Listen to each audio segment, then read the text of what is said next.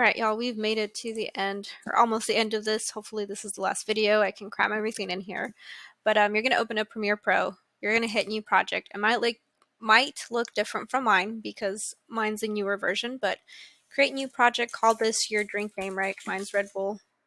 Add. Project location. Make sure you choose your USB drive. I'm going to put this under MP4. Red Bull add. Oops, I'm changing the name and I don't want to. There we go. Drink, MP4, select folder. Over here is the name. Okay. Sequence and then hit create. I hate this new interface, by the way, for the new one. But if yours doesn't look like this, click this workspace for essentials, and we're going to use this workspace just to import our media to the timeline. Here's where all your files that you import to Premiere Pro are going to stay. This is what your video currently looks like, your timeline, and then your tools panel here. Effects control, we'll probably be using some of these two, but go ahead and open up your folder with all 4 of your sequences, and you'll see our files already there. But I'm going to shift select all, drag and drop. You'll eventually download media, and I'll show you that website, but I already picked this one, hope for the best. And I can finally close this. And Premiere Pro is simple when it comes to just stitching things pretty quickly. Other than that, it can get very complicated and it's not user friendly. But okay, so I'm going to drag and drop scene 1 to my timeline. You'll see that another scene pops up here. But everything that we add to this timeline is going to be added here. Okay, this little bar at the bottom, if you left click and drag, it makes things smaller so we don't have to scroll all the way over here, right, to find it. And scene 4. Okay, so we hit play. This is what it currently looks like. Oh, I wish I would have made that longer, but right, not too bad. I was talking about this scene right here. I wish it would have lasted longer white, but I won't worry too much about that right now. So some easy things we can do once they've been imported. If you go over to this workspace again and look for color, I did not close. It's about to shut down on me. Wow. All right. It did not like that. I wonder if it's this part that it doesn't like. But it probably is this. If it keeps crashing on you guys, you can actually close this here. Panel groups close. There we go. But this is basically what I wanted to bring up here. You can add adjustments like sharpening, the vibrance of the film, the tints if you wanted to add any, right? That can all be done here. There are some presets that are pretty cool, and you can try experimenting with them to see what maybe fits your film a little bit better. I'm going to undo that. But yeah, if you click here to minimize it, yours might have arrows, but there's some in here that are good to kind of come in here and experiment with to see if it fits your brand, really. But some simple adjustments that you can make here. Be careful, I don't know if you saw me, every time I clicked on something, it was actually just adding the effect and just stacking them. So I chose that one, and then I went to monochrome. So just keep that in mind for this part. Some other simple tools you can use, for example, this part right here, say I want it to last longer, I'm going to zoom in here. I can kind of slow down this part here if I wanted to, and I'll show you how.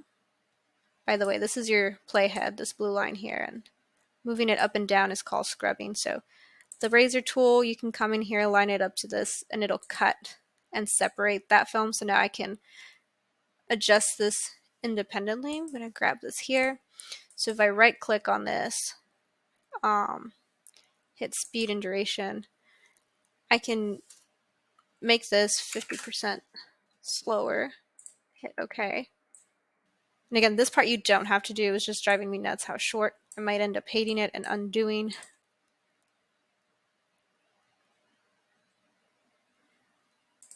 This playback might also be slow, but it did slow it down just a tiny bit.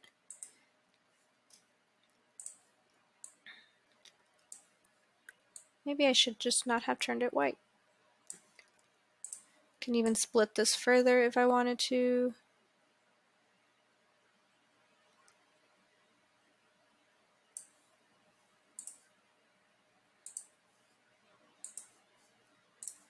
If you hover over the end of a clip too, you'll see this little line appear. You can left click and then drag to expand the duration of it.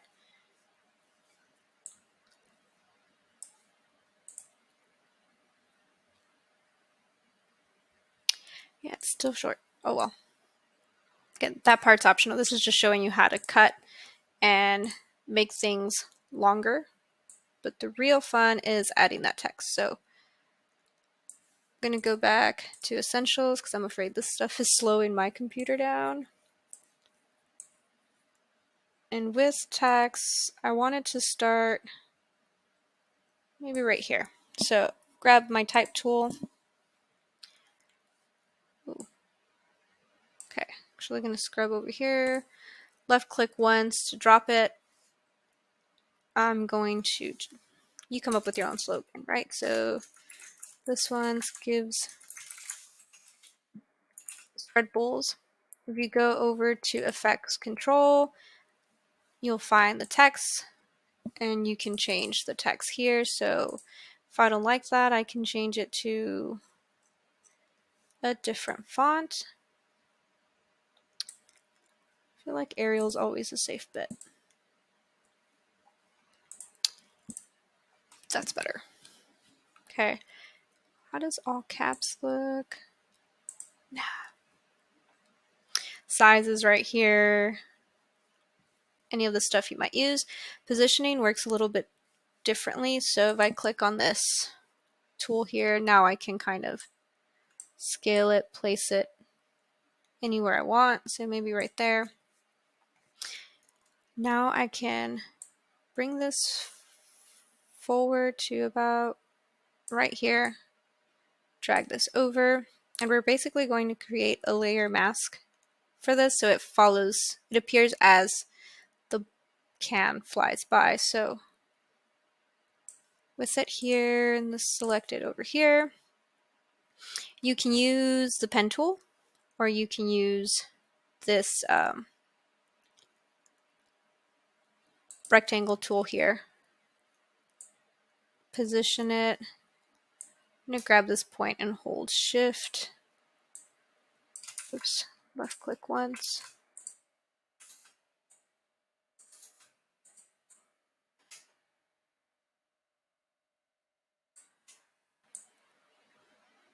So about right there.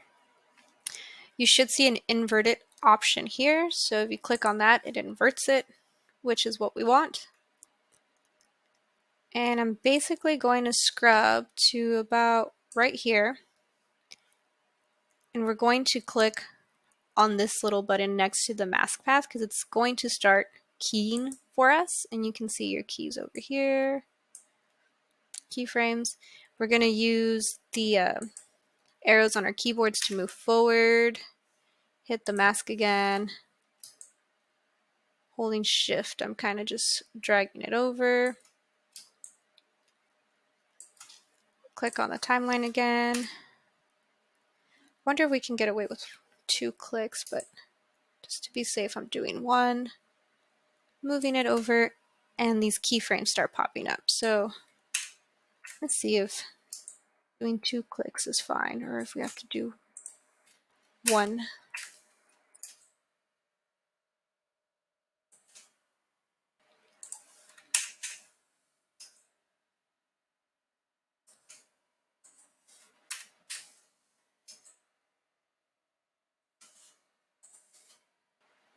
Oops.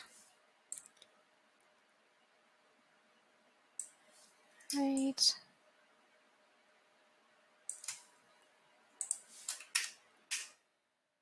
All right, this is basically the end, so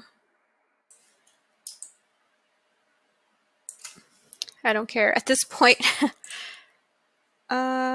So yeah, let's see how that played out. Sweet, so you should have something like that. If you need to adjust the position of your text, your text and your mask, just click on this text box here, right, on your timeline, and then click on masks, and it'll select that mask for you. But that's basically the gist of this, is showing you guys how to add a mask and text. I'm going to shorten this because I don't think we need it that long. And then adding music to it is even easier. So I'm going to come back to project, click on this here, and then drag and drop it into my timeline.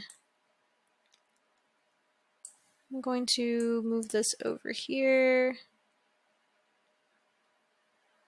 Okay. I think that this thing could be a little bit longer too, so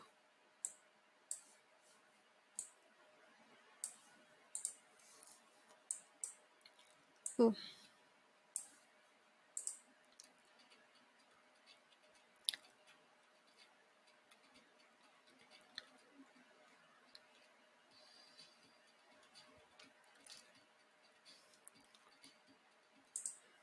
Oops, close that there. So this is terrible. Sorry that you have to hear all that. But if I wanted this to last a little bit longer,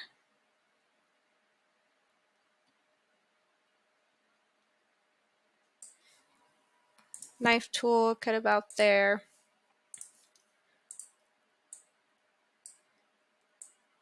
Oh no. Okay, I'm gonna hit Command C and then Command V, Command C.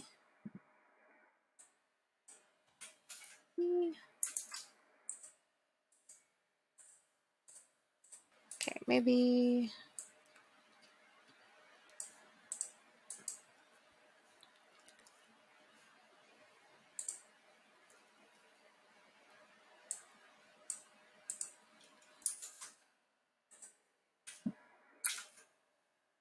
goodness. Right, that's probably as long as it can go. So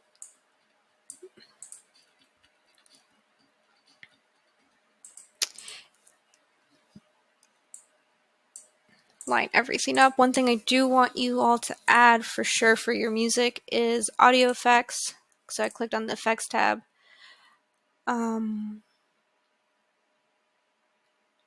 There's audio transitions, crossfade, and then exponential fade.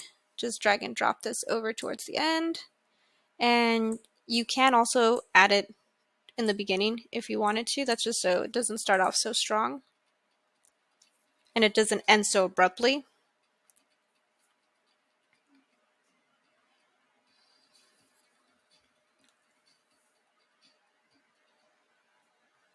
So yeah, so that nice fade out will help your project. So you can see none of this lines up to the video because I just kind of threw this song on here. But basically just you can use your razor tool to cut things. The effects control, the color workspace to make those changes. And yeah, if you feel like you need to go back to Blender to make any changes to like timing that you can't maybe do in Premiere Pro, feel free to do that. Once you're done with getting your project to look the way you want it to, you're going to go to File, Save, actually, because we need to save this progress. File, Export. I don't know if you guys have the Send to Adobe Media Encoder. I don't believe you do. So you're going to hit Media. Right, this box should pop up. You can rename this to your drink name, location. Let's say this is final. Save. The format that's important to keep is the H.264. Another one is just make sure you hit entire source so it takes your entire film. You can hit play if it gives you an option to make sure it's getting all of it. Scale to fit is fine. If you have the option to send to Media Encoder, do it.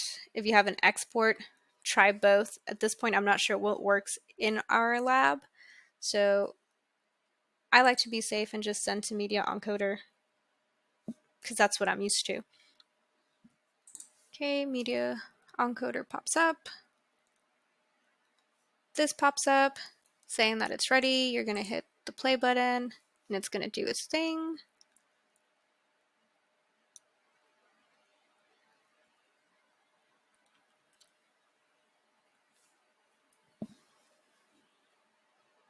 I'll try export too without encoder and see what that does. So I'm going to click on this to see the final.